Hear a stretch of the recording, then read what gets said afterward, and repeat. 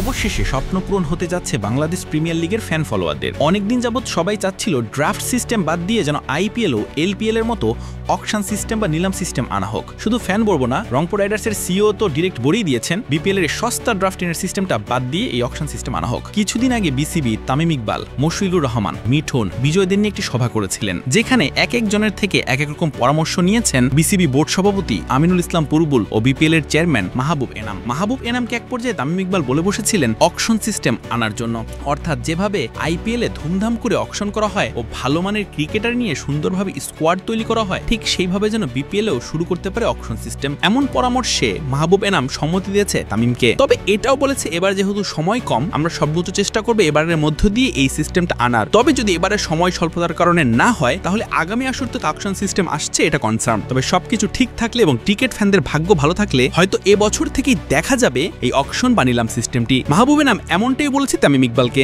আপনারা এই নিলাম সিস্টেমটিকে এবছরের বিপিএল থেকে চান নাকি আগামী বছর বিপিএল এ? অবশ্যই কমেন্টে জানিয়ে যাবেন। তবে মাহবুব এনাম জানিয়েছেন তিনি সর্বোচ্চ চেষ্টা করবে এবার থেকেই করার।